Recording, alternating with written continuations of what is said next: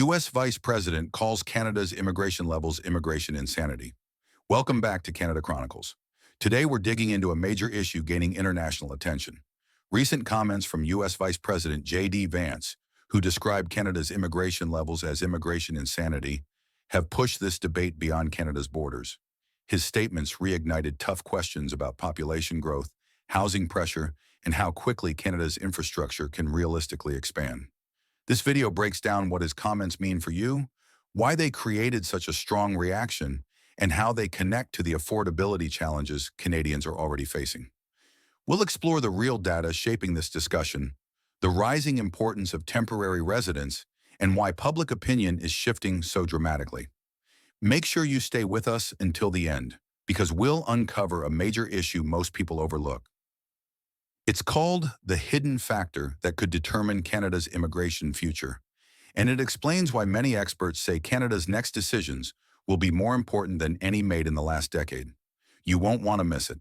If you haven't already, don't forget to subscribe and turn on notifications so you never miss important updates that could affect your life in Canada.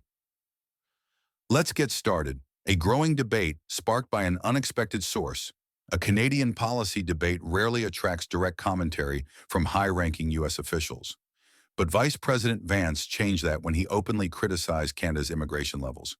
He described the country's approach as immigration insanity, linking rapid population growth to worsening affordability and declining living standards. His remarks gained traction quickly, resurfacing long-standing concerns about whether Canada's immigration system is aligned with its economic and social capacity. The timing of his comments intensified their impact. Over the past 3 years, Canada has seen substantial population increases driven by permanent residents, temporary foreign workers, international students, and humanitarian arrivals. These combined flows pushed the population past 41 million, heightening pressures on housing, healthcare, and public services. By the time Vance spoke out, many Canadians were already questioning whether growth had outpaced planning. His remarks didn't start the conversation, but they accelerated it dramatically. Why a U.S. Vice President is criticizing Canada's immigration model.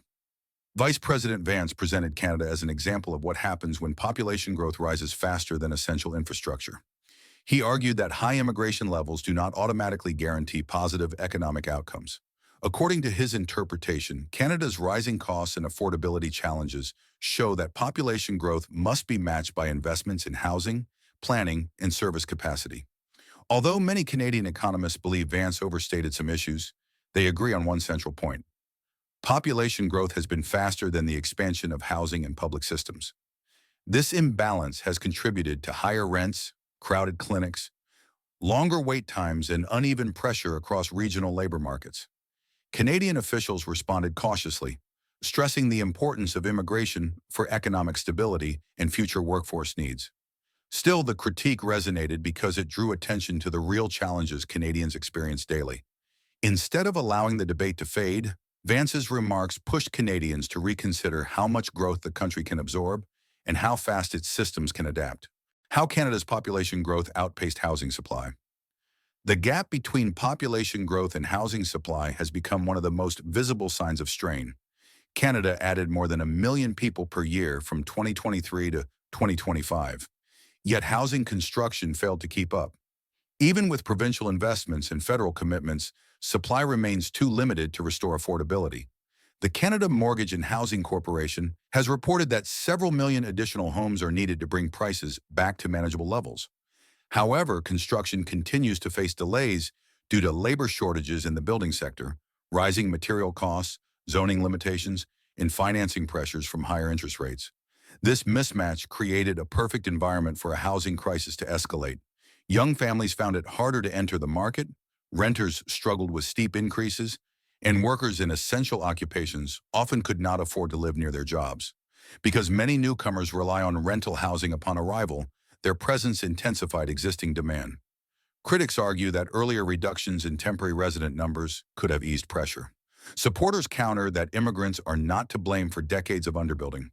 Both arguments contain truth, but the core issue is whether Canada's infrastructure can support continued growth without more aggressive adjustments. The federal government's struggle to rebalance immigration levels. Long before Vance made headlines, Canada had already begun tightening its immigration framework. In 2024, the federal government introduced a cap on study permits to limit the rapid expansion of private colleges and reduce housing pressure. In 2025, work permit rules for international students became more restrictive, and intake for temporary residents began to stabilize.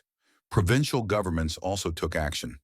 Ontario amended several categories of its provincial immigration programs.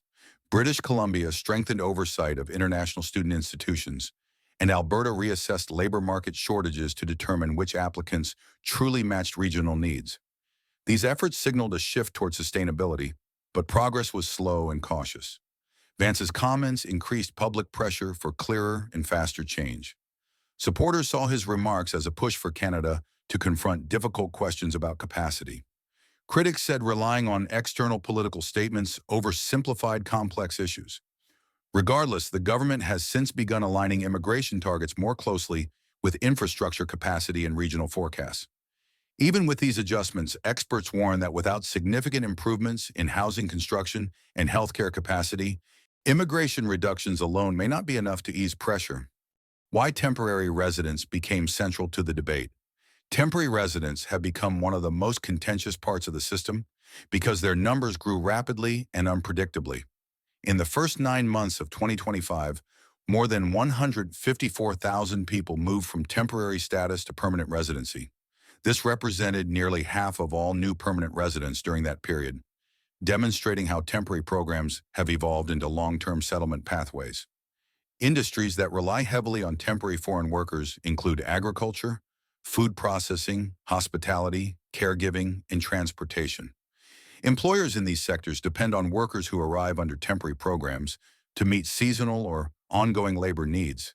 Similarly, industries supported by permanent residents include healthcare, construction, skilled trades, technology, and retail services, which all require long-term workers to support consistent demand.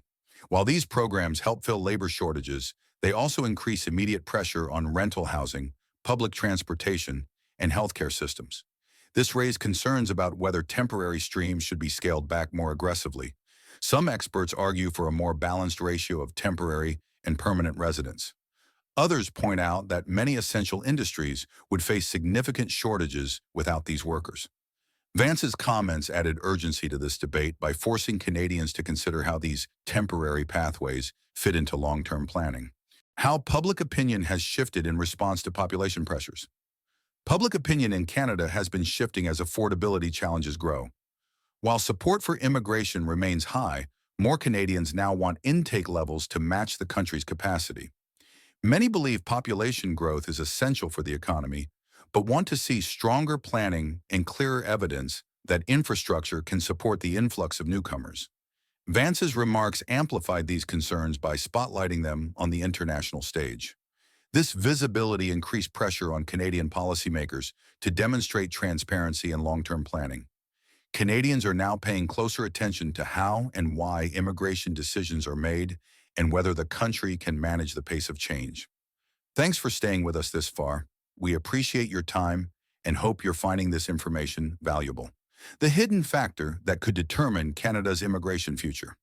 One of the most important issues shaping future immigration policy involves the accuracy of Canada's population forecasting models. For years, projections underestimated the speed at which temporary resident numbers would grow and how strong international student demand would become. These gaps in forecasting contributed to housing shortages, healthcare strain, and planning difficulties across the country. To address this, several experts support capacity-based immigration. This approach directly links immigration targets to measurable indicators like housing availability, healthcare staffing levels, school capacity, and regional infrastructure readiness. Instead of setting yearly targets and adjusting later, this model ensures intake levels are in line with real-time capacity. Governments have already begun using this type of data to guide adjustments in temporary and permanent programs.